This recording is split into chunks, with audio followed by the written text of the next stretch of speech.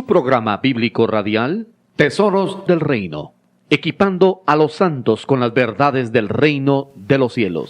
Maravillosa gracia, vino Jesús a dar, más alta que... Bienvenidos a una nueva transmisión de Tesoros del Reino. Hoy estamos empezando un nuevo curso, Los cimientos de la fe, con el pastor Juan Carlos Morales. Hoy vamos a ver una introducción a los cimientos de la fe y aprenderemos lo que es un cimiento según la construcción de un edificio en lo natural. En la vida cristiana, ¿qué es lo que debemos construir? ¿Quién va a construir? ¿Encima de qué fundamento se debe de construir el edificio espiritual? ¿Cuáles son los fundamentos que sostienen la vida cristiana? Escuche hoy algunas respuestas a estas interrogantes.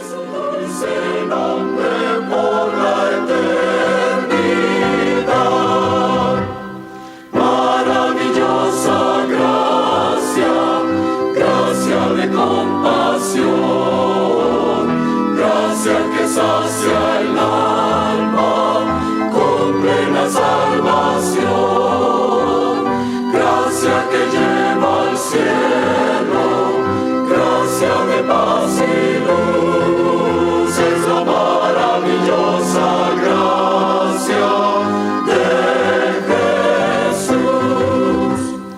Inefable es la divina gracia, es inmensurable cual la mar, fuera fuente suficiente a los pecadores rescatar, perdonando todos mis pecados, todos, Cristo me limpió de mi maldad.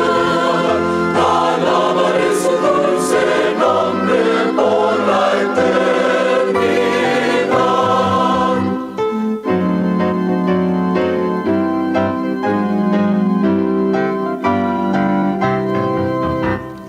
Maravillosa gracia, llama con dulce voz, llámanos a ser hechos hijos de nuestro Dios, colma de su consuelo, nos llena de virtudes, la maravillosa gracia de Jesús.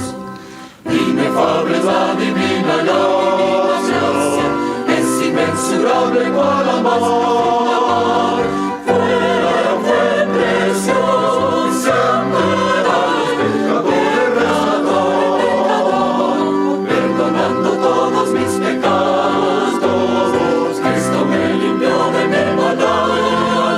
Alabaré su dulce nombre por la eternidad. Está programado para iniciar esta semana con el curso de los cimientos de la fe. Es un curso básico, elemental, y que en nuestros corazones haya la petición, el clamor de pedirle al Señor que Él nos hable, nos alimente, porque vamos a ver básicamente las doctrinas que van a servir a nuestra vida para que nosotros edifiquemos correctamente lo que el Señor quiere. Entonces, yo estoy consciente que esto podría ser un tanto difícil de escuchar, a menos de que el Señor tenga misericordia y que Él hable a nuestros corazones. Así es que espero que haya esa expectación en nuestros corazones.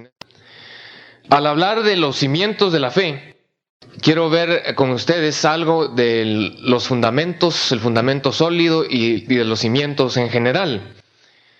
Porque al hablar de cimientos, creo que debe venir a nuestra mente automáticamente una construcción, ¿sí? Una edificación. Pero al hablar de los cimientos de la fe, estamos involucrando ahí a Dios. Entonces, lo primero que quiero mencionarles es que la Biblia dice que el Señor es un arquitecto y constructor, en Hebreos capítulo 11. Y notamos a través de toda la Escritura que lo que Dios hace en este mundo tiene base o tiene fundamentos, cimientos. Por ejemplo, en el Salmo 104 y verso 5 dice que la tierra no será removida porque fue establecida sobre sus cimientos. O sea, este mundo, esta tierra fue establecida sobre cimientos y Dios dice que no va a removerse. También, cuando nosotros leemos las Escrituras acerca del templo de Salomón, el primer templo, vamos a encontrar ahí, vamos a mencionar más tarde, que la Escritura nos habla algo de los cimientos del templo. En el segundo templo, el templo de Esdras, encontramos también mención a los cimientos. Fíjense que estamos hablando de la obra de Dios, estamos hablando del templo de Dios y que lo que Dios hace o manda hacer a los hombres tiene un fundamento. También en Apocalipsis 21 y verso 14 dice que los muros de Jerusalén tienen cimientos. Y finalmente, vayamos por favor a Hebreos capítulo 11. Vamos a tratar en esta clase, vamos a tratar de mencionar los puntos de la manera más ordenadamente posible para que ustedes puedan seguir el hilo. Y también es importante que cuando nosotros hablemos de una escritura o vayamos a la Biblia, que ustedes no solo estén escuchando, sino que vayan ahí conmigo a la escritura. De esa manera vamos a tener una mejor retentiva. Vayamos por favor a Hebreos capítulo 11. Dice en el versículo 9: por la fe habitó Abraham como extranjero en la tierra prometida, como en tierra ajena, morando en tiendas con Isaac y Jacob, coherederos de la misma promesa, porque esperaba la ciudad que tiene fundamentos, cuyo arquitecto y constructor es Dios. Abraham estaba esperando una ciudad que tiene fundamentos. Ya sabemos entonces que la Nueva Jerusalén, que aparece en Apocalipsis 21, sí habla de esos cimientos, de esos fundamentos. Ahora, al pensar en esa ciudad que tiene fundamentos, ¿qué creen ustedes que son las construcciones que hay en esa ciudad? Así que, al hablar de la ciudad que esperaba Abraham, ¿qué tipo de construcciones se imaginan ustedes que tiene esa ciudad? La ciudad que tiene fundamento. ¿Lo han pensado alguna vez? ¿Creen ustedes que está hablando ahí de estadios, centros financieros, de malls? Porque la ciudad que tiene fundamentos, la ciudad de Dios, debe ser una ciudad con grandes edificios. ¿Será eso lo principal que Abraham estaba esperando? No lo creo. Creo que la construcción principal, las edificaciones que se van a ver y que van a glorificar el nombre del Señor en la Nueva Jerusalén, no van a ser edificios, sino que van a ser personas que llegan a ser templos y moradas del Señor. Es más, la Biblia se refiere a nosotros los creyentes como una construcción de Dios. Por ejemplo, en 1 Corintios 3, 16 y 17, dice que somos el templo del Espíritu Santo. En 2 Corintios 5, 1, se refiere a nosotros como un edificio. En 1 Pedro 2, 5, habla del cristiano como una casa espiritual. Fíjense, todo relacionado con construcción, su templo, su casa. Y en 2 de Pedro 1, 13, 14 se refiere a nosotros como su tabernáculo. Por favor, cuando vayan a esa cita, no se vayan a quedar en el español de la Reina Valera del 60, porque no dice tabernáculo, ¿sí? En el griego, la palabra griega que menciona Pedro ahí es tabernáculo. Él habla ahí, o mejor dicho, se tradujo en nuestra Biblia como cuerpo. Pero la palabra quiere decir tabernáculo. Entonces, somos su tabernáculo, su templo, su casa, su morada. ¿Y quién construye la casa de Dios? ¿Quién? El Señor, dicen algunos. A ver, vayamos a Hebreos, capítulo 3. No queremos dejarlo como que fuera una idea personal.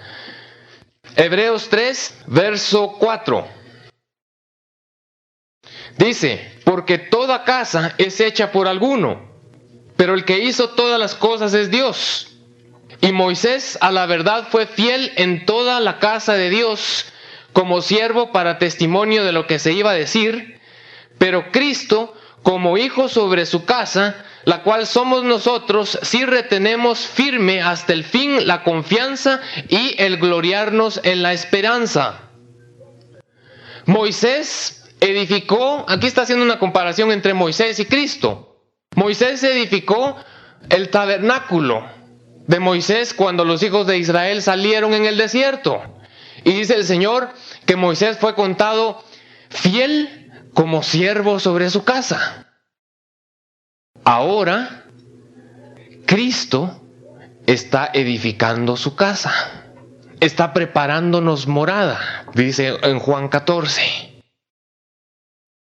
Pero no como siervo sobre su casa, sino como hijo sobre la casa de Dios. Entonces, el Señor es el que se encarga de edificar su casa y su morada, y es algo similar a lo que encontramos en Mateo. Quiero pedirles que vayamos ahí. Mateo capítulo 16. Ese es un verso muy conocido. Cuando Pedro declara, Jesús les pregunta a sus discípulos, ¿quién creen ustedes que soy yo? Entonces empiezan a dar diferentes opiniones y Pedro le dice, tú eres el Cristo, el Hijo del Dios viviente. Entonces Jesús le dice a Pedro, bienaventurado, en el verso 17, eres Simón, hijo de Jonás, porque no te lo reveló carne ni sangre, sino mi Padre que está en los cielos. Y yo también te digo que tú eres Pedro, y sobre esta roca edificaré mi iglesia, y las puertas del Hades no prevalecerán contra ella. El Señor edificará su iglesia. Él construye y edifica su casa. ¿Sí? Ahora, ¿sobre qué la va a edificar? Según este pasaje. Sobre la roca. ¿Y qué es la roca? Nuestra vida, dice el hermano. ¿Hay alguien más? ¿Cristo? ¿Alguien más? ¿Otra opinión? ¿Cristo en nosotros? ¿Los apóstoles? Ahora, fíjense, tenemos que pensar también en lo que están diciendo aquí.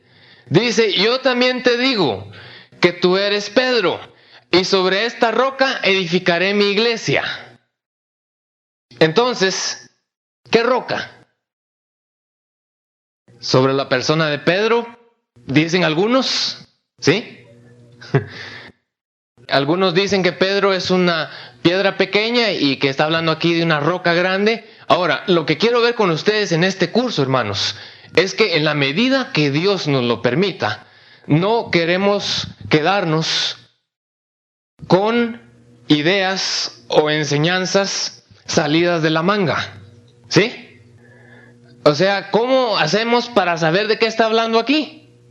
Bueno, yo creo que pudiera ser esto. Ya ven que hay diferentes opiniones. Ahora veamos qué dice la Escritura. ¿Les parece? Es más, veamos qué dice Pedro. Creo que sería buena idea, ¿verdad?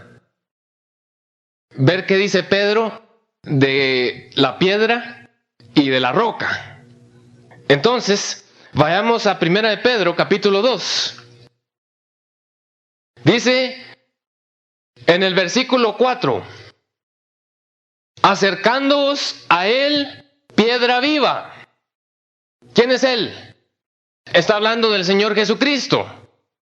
Él es una piedra viva. Y dice en el verso 6, por lo cual también contiene la Escritura: he aquí pongo en Sión la principal piedra del ángulo, escogida, preciosa, y el que creyere en ella no será avergonzado. Él es la piedra del ángulo. Ahora, alguien puede decir, bueno, pero es que en Mateo 16, 18 no está hablando de una piedra, está hablando de una roca. Magnífico. Entonces, aquí abajo Pedro nos habla de la roca. Dice en el versículo 7, para vosotros pues, los que creéis, él es precioso, pero para los que no creen, la piedra que los edificadores desecharon ha venido a ser la cabeza del ángulo y piedra de tropiezo y roca que hace caer. Es la misma palabra griega, esta roca que hace caer, que aparece en Mateo 16, 18. Él es la roca, que para que los que no creen, es una roca que hace caer, es una roca de tropiezo. También en Romanos, ustedes pueden leerlo después, 9:33, Pablo cita el mismo versículo de Pedro y habla de la piedra de tropiezo y de la roca de caída. ¿Ok? Entonces no tenemos que inventarlo, ni siquiera sospecharlo. La misma Escritura nos dice quién es la roca. Es más, hay una escritura, otra escritura, porque no solo hay una. 1 Corintios 10:4 dice que la roca es Cristo. Y usa la misma palabra griega que aparece en estos versículos que estamos viendo.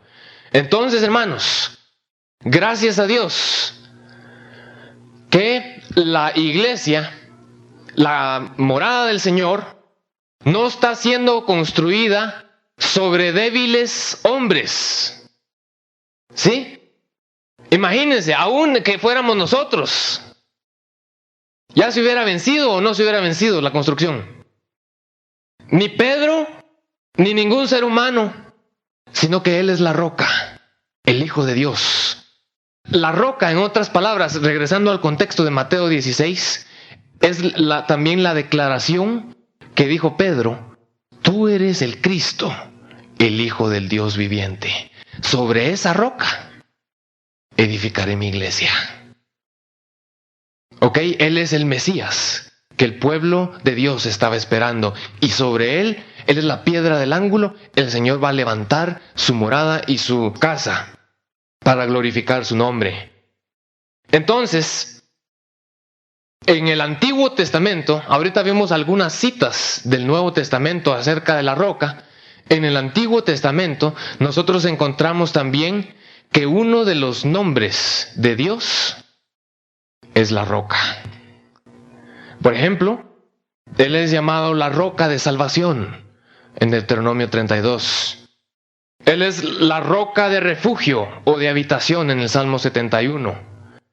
Él es la roca fuerte en el Salmo 31. La roca eterna o la roca de los siglos, Isaías 26:4. Entonces, ¿por qué se llama Él así? En la Biblia, los nombres tienen un significado y la razón principal es que el Señor lo ha puesto así para que, porque los judíos y en el Medio Oriente entendían que los nombres nos hablan acerca del carácter de las personas. Y Él se llama la roca porque la roca nos habla acerca de firmeza, nos habla acerca de seguridad, protección, refugio, un apoyo verdadero.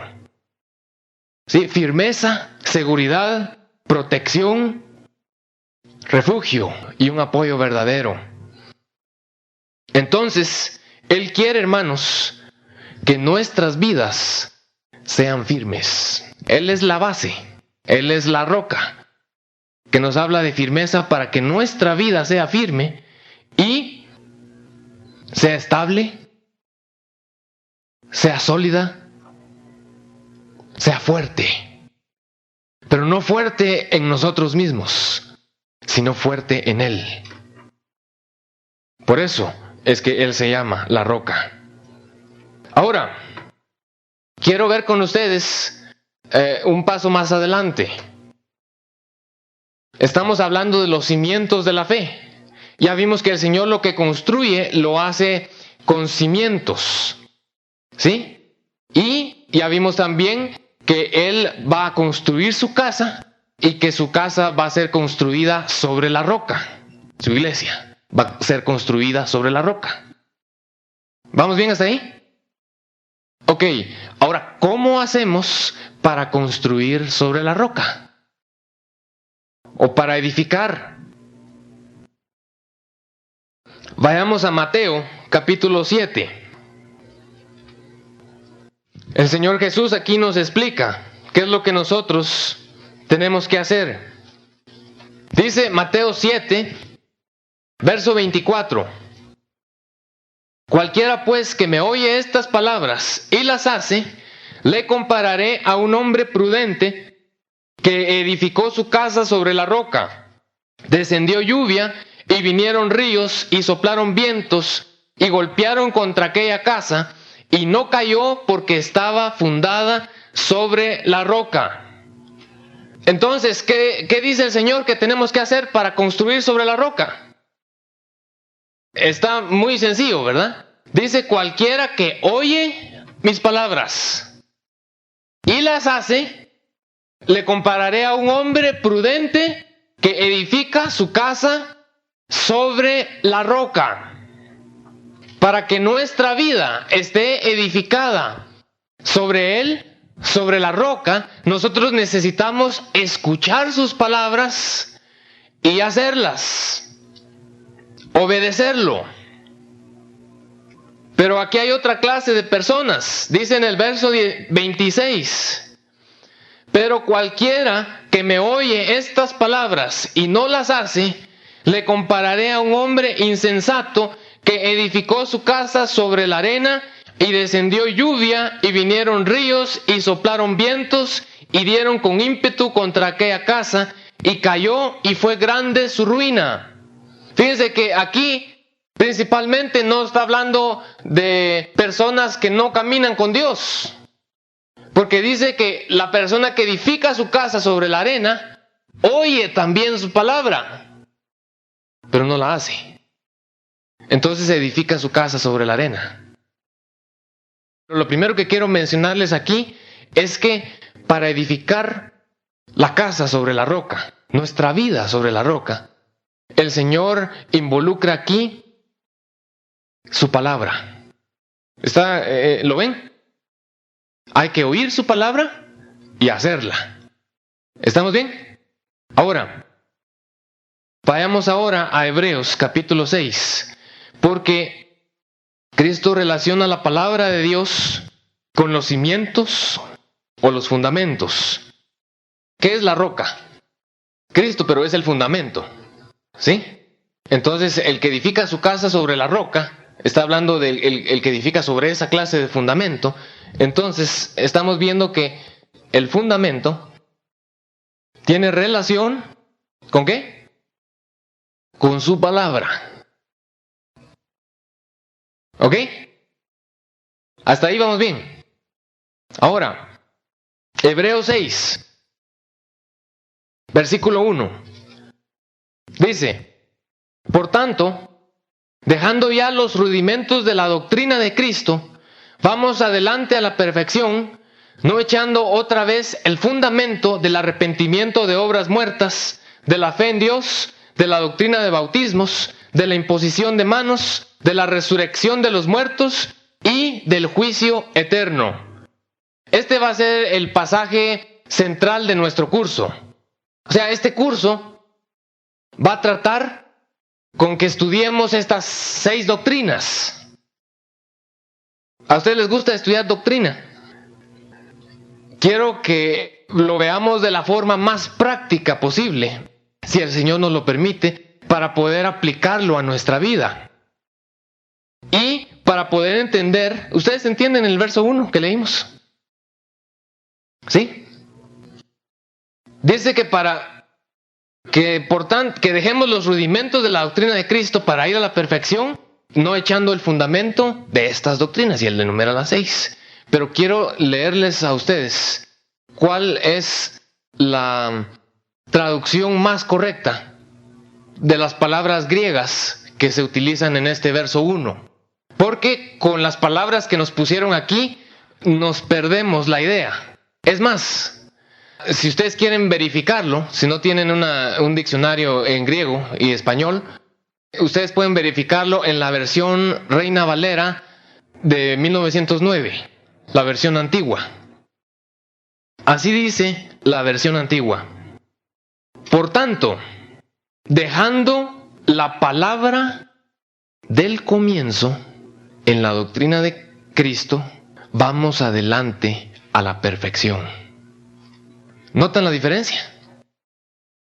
Nuestra Biblia dice que dejemos los rudimentos de la doctrina de Cristo. ¿Sí? Así dice en la mayoría de sus Biblias. Por tanto, dejemos los rudimentos de la doctrina. No son las palabras griegas. Las palabras griegas, aquí en vez de rudimentos, es principio o comienzo. Y esta no es doctrina. Esta es palabra. Entonces, ahí dice, por tanto, dejando la palabra del comienzo de Cristo, vamos adelante. No echando otra vez el fundamento. Fíjense, relaciona otra vez el fundamento con la palabra. Ven ustedes que si no tenemos esa traducción, se nos escapa por completo lo que el Espíritu Santo está tratando de mostrarnos. El fundamento está relacionado con la palabra. Y aquí en Hebreos 6 dice, dejemos entonces la palabra del principio y vamos adelante, no echando otra vez el fundamento de el arrepentimiento, la fe en Dios, y cita las 6 doctrinas.